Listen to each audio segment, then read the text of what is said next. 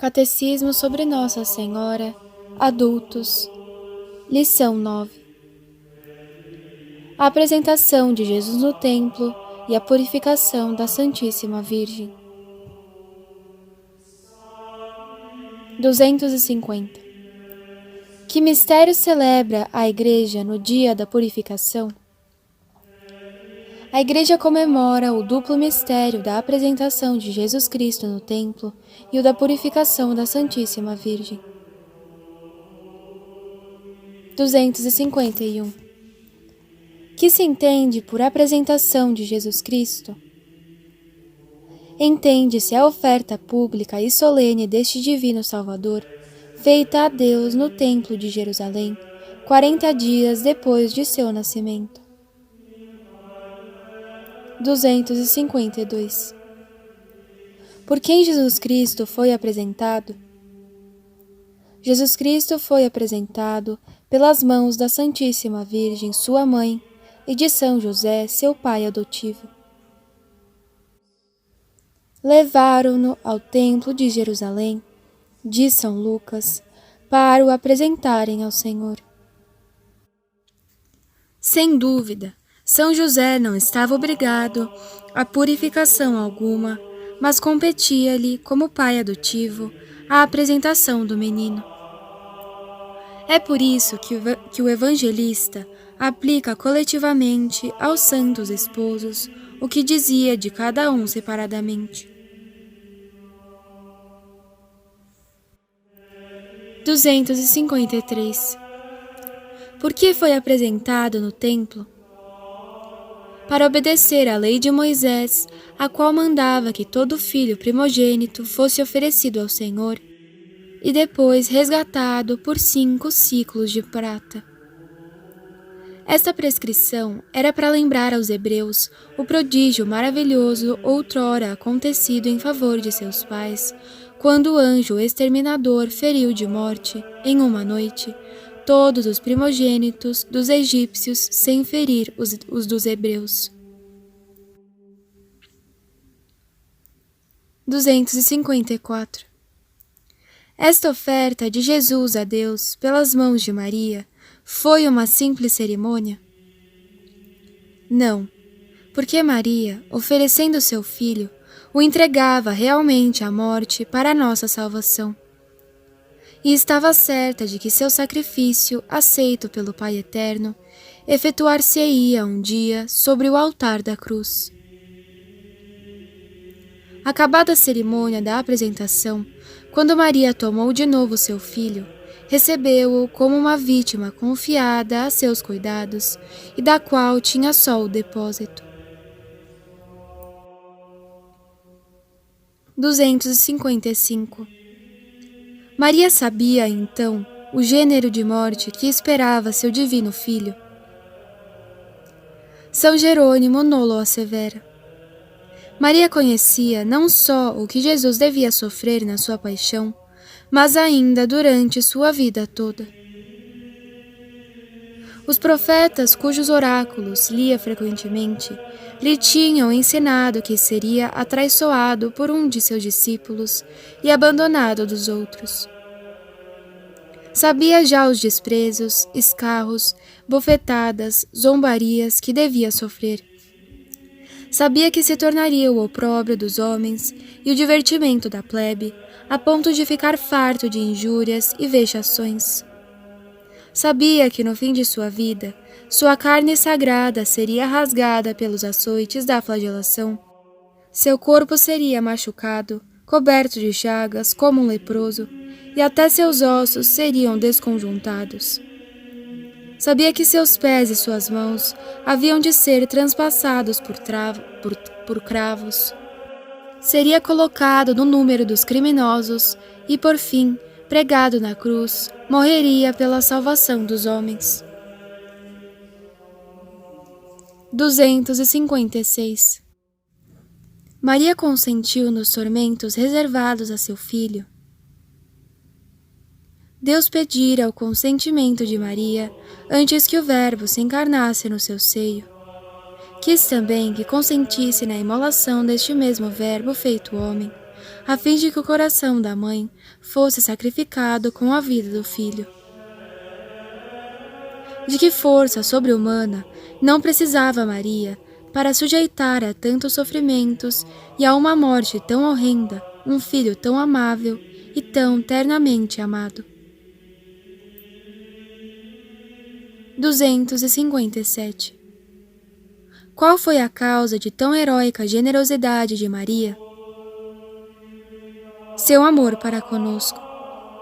É o que levou São Boaventura a dizer: Maria tanto amou o mundo, que deu seu Filho único para resgatá-lo. Quem poderia, depois disso, não amar a Maria de todo o coração? 258. Porque quis a Santíssima Virgem purificar-se no mesmo tempo que apresentava Jesus Cristo no templo? Para obedecer à lei que proibia a entrada no templo às mães durante os 40 dias que seguiam o nascimento de um filho, e lhes ordenava de que se purificarem por um sacrifício. Neste sacrifício, a mãe devia oferecer por seu filho um cordeiro de 1 ano em holocausto, e por ela um pombinho ou uma rolinha. Sendo pobre, podia trocar o cordeiro por outro pombinho ou uma rolinha. No seu grande amor à humildade, Maria fez a oferta dos pobres. 259.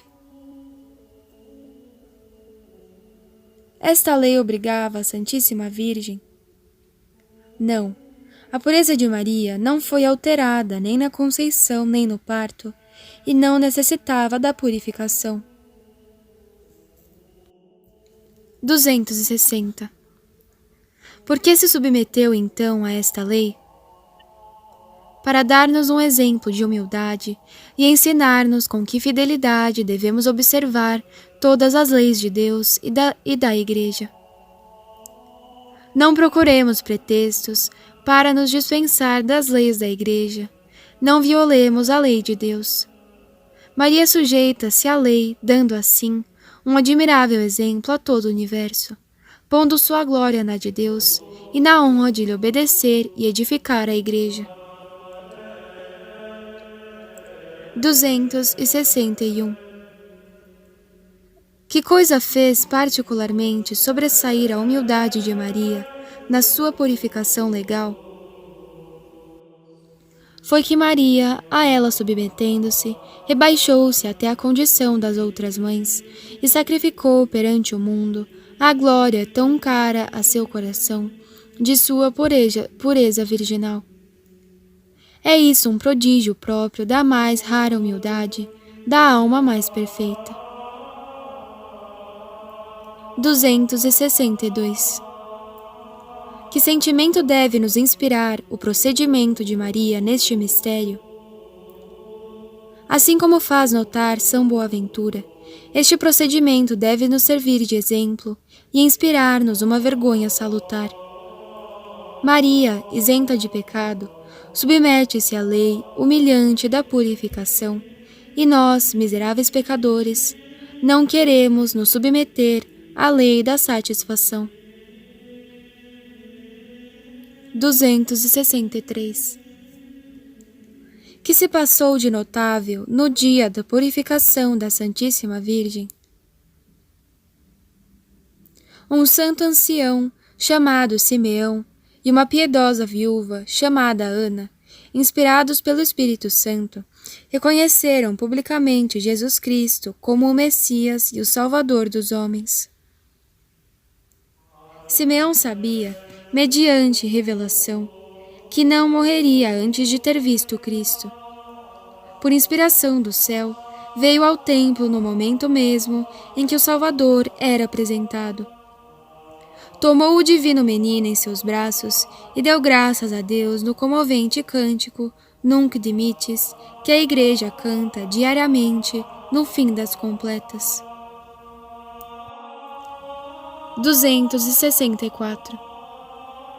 Citai as palavras do cântico de Simeão. Agora, Senhor, podes deixar partir o teu servo em paz, segundo tua palavra. Porque os meus olhos viram a tua salvação, a qual preparaste ante a face de todos os povos. Luz para iluminar as nações, e glória de Israel, teu povo. Ó Jesus, estamos certos que sois a luz que há de iluminar as nações. Mas, como ao velho Simeão, dai-nos vistas perspicazes para vos ver, um coração para vos amar, e pés para seguir-vos com coragem nas veredas difíceis que tendes de percorrer. 265. Que disse Simeão à Santíssima Virgem? Predisse-lhe os sofrimentos de Jesus e anunciou-lhe que ela mesma teria a alma transpassada por uma espada de dor, à vista do que sofreria seu divino Filho. O pai e a mãe de Jesus estavam admirados pelo que se dizia a seu respeito. Simeão os abençoou, dizendo a Maria: Este menino veio para a ruína e para a ressurreição de muita gente em Israel, e para ser um sinal de contradição. Quanto a vós, uma espada transpassará a vossa alma, para que sejam manifestados os pensamentos do coração de um grande número de pessoas. 266. Maria não se perturbou ouvindo a profecia de Simeão? Não, Maria não se perturbou ao receber essa notícia desalentadora. Nem sequer uma palavra de queixa. Sossegada, resignada na esperança da realização do fato, como há de sê-lo no momento mesmo do terrível acontecimento, pareceu insensível. Tanto ela desejava e só queria a vontade de Deus. Compartilhando com amor as dores de nossa mãe, aceitemos, imitando o seu exemplo, com humilde e confiante resignação, as provações a que Deus nos há de sujeitar. 267. Porque Deus permitiu que Simeão manifestasse de modo particular os trabalhos futuros de Jesus e de Maria? Sem dúvida, porque era bom, neste ponto, como em muitos outros, que Maria fosse a imagem viva de seu divino Filho, de quem toda a vida não foi senão uma cruz e um martírio contínuo. Como o Filho teve sempre a cruz presente diante dos olhos e sofreu desde o primeiro instante de sua vida, assim também o privilégio de Maria foi ter sido iniciada neste mistério sagrado e ter ficado com a impressão dolorosa dele até o último suspiro. 268. Como é que a profetisa Ana tomou parte do mistério da apresentação de Jesus no templo? Ana, viúva e profetisa, vivia retirada no templo, onde servia a Deus de dia e de noite, no jejum e na oração. Chegando à mesma hora que Simeão, reconheceu também Jesus como Messias e pôs-se a falar desse menino a todos os que esperavam a redenção de Israel. Feliz da viúva que espera a redenção de Israel e vive na esperança de achar, no fim de seus dias, o Salvador do verdadeiro templo de Jerusalém celeste, do qual o outro não era senão uma imagem. 269. Em que dia se realizou o duplo mistério da apresentação de Jesus no templo e da purificação da Santíssima Virgem? No dia 2 de fevereiro, dia em que a Igreja celebra esta festa. 270. Qual é a cerimônia mais notável da festa da purificação da Santíssima Virgem? É a bênção dos círios ou das candeias, que se levam em seguida na procissão, o que faz dar a esta festa o nome popular de Candelária.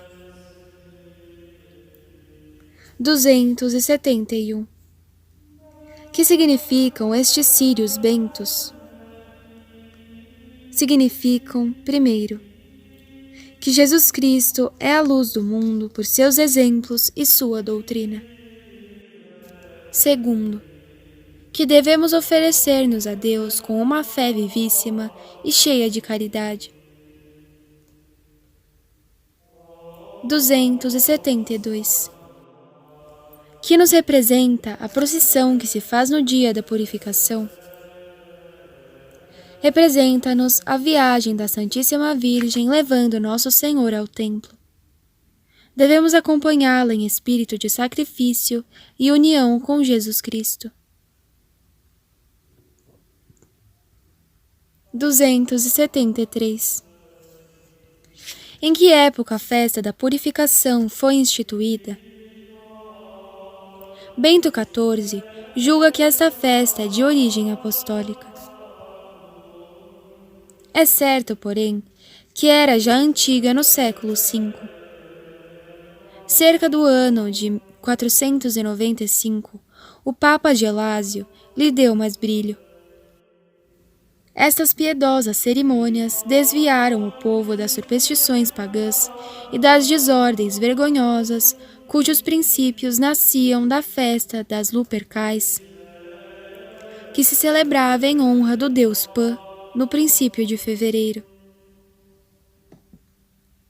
Alguns anos mais tarde, 542, na ocasião de uma peste horrível que assolava uma parte do império, o imperador Justiniano, de acordo com o patriarca de Constantinopla, mandou que a festa da purificação da Santíssima Virgem fosse celebrada solenemente em todos os seus estados.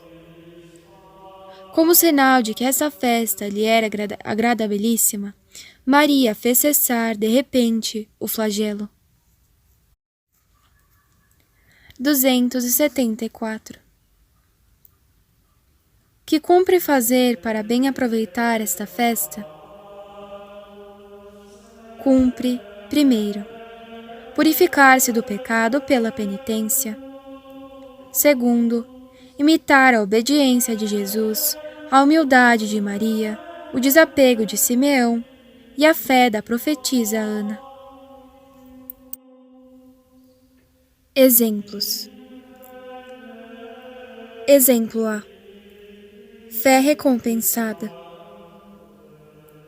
Um seminarista, acometido por violentas dores nos olhos, tornara-se cego. Além disso, palpitações do coração faziam-no horrivelmente sofrer. Os médicos consultados declararam que nunca recobraria a vista e a doença de coração o levaria um pouco para o outro mundo.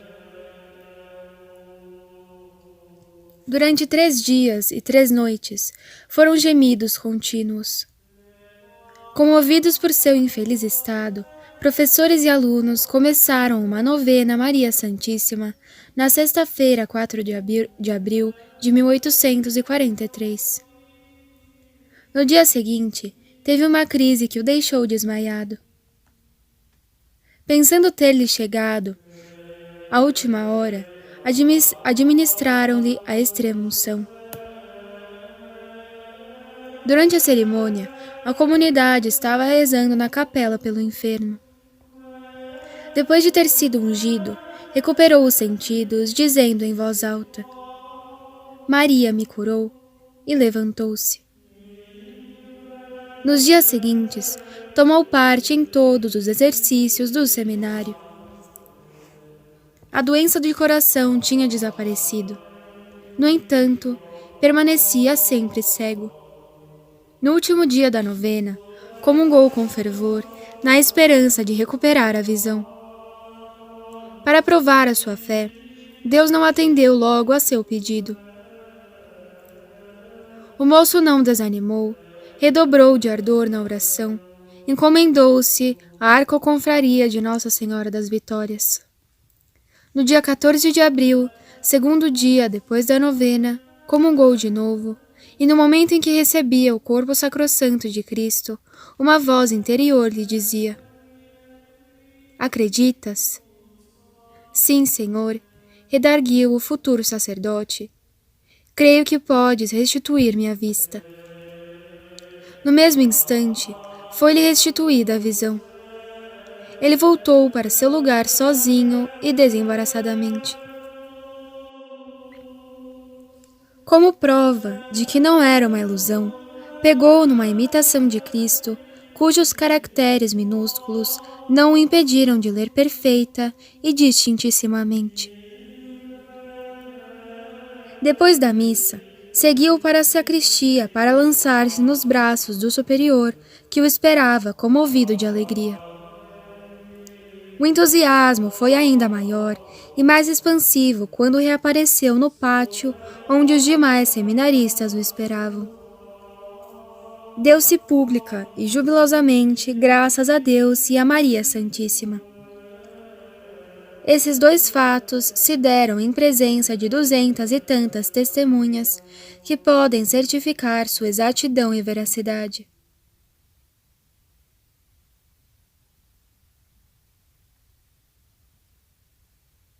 Exemplo B. Uma conversão alcançada por Maria. Um moço tinha sido, até a idade de 20 anos, um modelo de piedade e a alegria de sua mãe, viúva piedosa. Desde sua meninice, o bondoso moço trazia o bentinho da Imaculada Conceição e era fiel em dizer de manhã e de noite: Ó Maria concebida sem pecado, rogai por nós que recorremos a vós. Falsos amigos, viciosos e devassos, o arrastaram pouco a pouco. Largou a pobre mãe e tornou-se tão libertino que, desperdiçando em breve a fortuna e a saúde, ao cabo de 3 anos, ficou tuberculoso. Sua extremosa mãe, sabendo da doença, deixou tudo para ir prestar-lhe os cuidados maternos. Encontrou-o numa casa de saúde, perto de Genebra.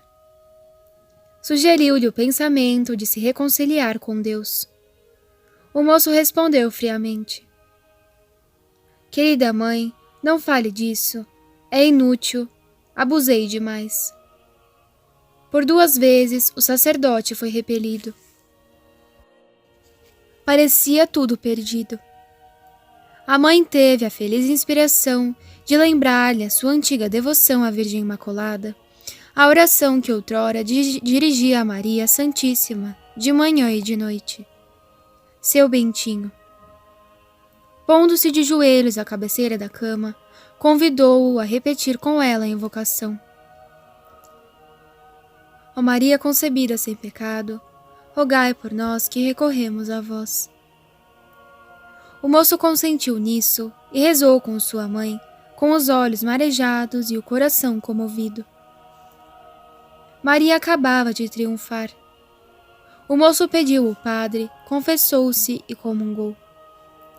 Pouco depois, nos braços maternos, invocando uma última vez a Virgem concebida sem pecado, entregava sua alma a Deus. É assim que a Rainha dos Céus se compraz em atender a quem a invoca em nome de sua Imaculada Conceição.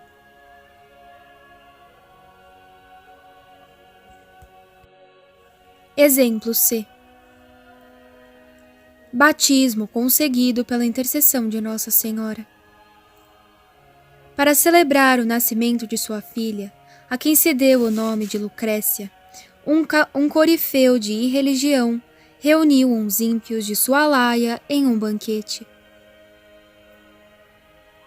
Nesta atmosfera viciada, satânica, o pai levantou-se da mesa, lançou a mão sobre um revólver carregado e exclamou: Vede este revólver. Já esfriou vários padres. Juro servir-me dele ainda, e sem pestanejar, para o primeiro desgraçado que tiver a ousadia de me convidar para batizar minha Lucrécia. A mãe morreu poucos meses depois do nascimento de Lucrécia. Anos passaram, a menina cresceu, e apesar de ser educada sem nenhum indício de religião por um pai ímpio, teve uma terna piedade para com Nossa Senhora, que aprendera a conhecer as escondidas do pai.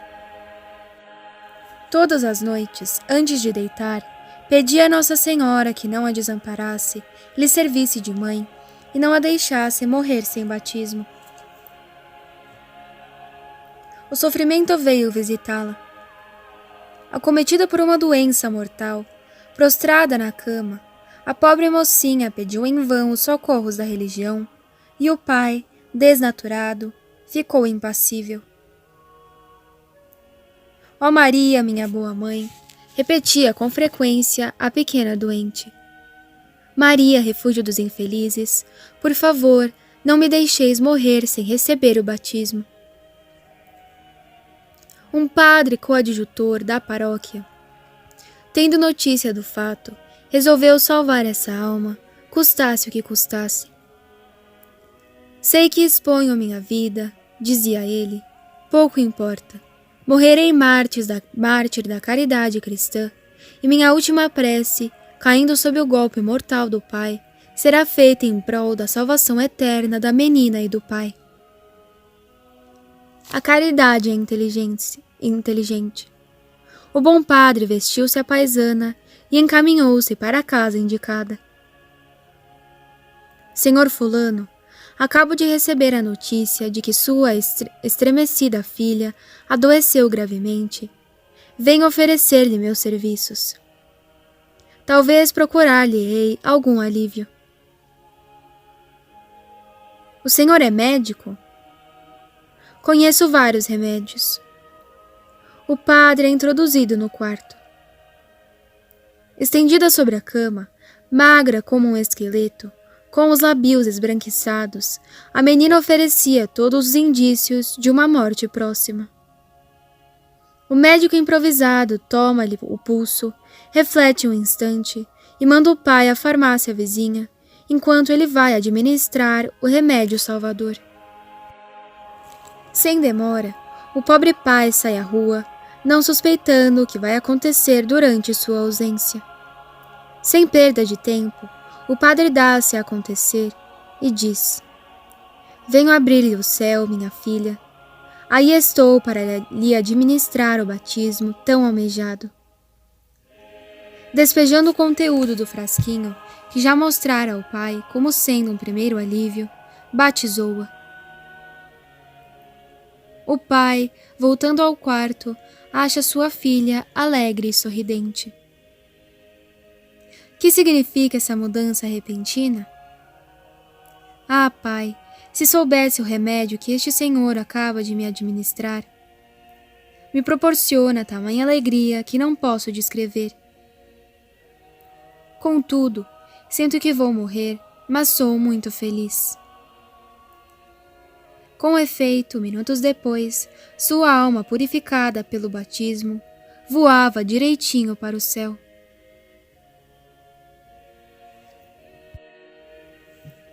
Exemplo de o soldado caridoso. No ano de 826, um soldado do exército de Metz deparava na esquina de uma rua com um menino chorando amargamente. Por que choras, menino?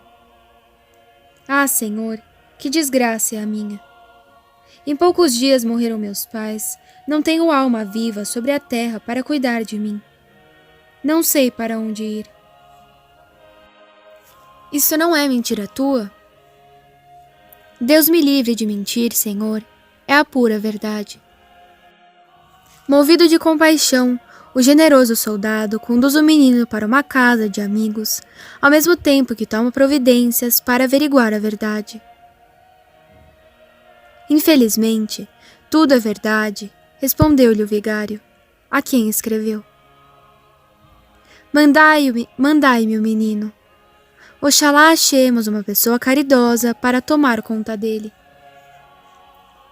Respondeu logo o soldado que ele mesmo tomaria conta do menino, que seria seu filho adotivo. Possuidor de 2 contos de réis, entrega uma quantia ao reitor de um colégio católico para a educação de seu protegido, e o menino matricula-se. Antes de sair do colégio, o bom militar foi ajoelhar-se na capela, aos pés de Maria Santíssima, e implorar o seu auxílio. Maria, boa mãe, velai sobre a alma de meu filho adotivo, enquanto me encarrego de seu corpo. É órfão na terra, sede sua mãe no céu. O menino não correspondeu aos ardentes votos de seu benfeitor, nem à dedicação de seus mestres. Por ter sido demais travesso e insubordinado, depois ter abusado de todos os favores de seus mestres no fim do ano escolar, o menino foi devolvido ao soldado como mal procedido e pouco aplicado. Que golpe para o caridoso soldado! Reflete por alguns instantes e pede ao diretor que tenha paciência por mais 6 meses ainda, confiando na bondade de Deus e no auxílio de Maria Santíssima. Que nesse tempo o menino mudaria de proceder. O diretor acertou a proposta. O soldado foi de novo prostrar-se aos pés de Maria. Ó, minha boa mãe, até agora meus rogos não foram atendidos. Por favor, salvai meu protegido. De um dia para o outro, o menino mudou completamente. Tornou-se um aluno exemplar, um modelo de edificação para todo o colégio. Em seguida, entrou para o seminário a fim de aperfeiçoar-se nas ciências e na virtude. Ordenou-se e foi zeloso defensor dos pobres e desamparados, amado, respeitado de seus paroquianos. Feliz menino, por ter encontrado este militar caridoso. Feliz militar, por ter praticado a caridade para com este menino desamparado.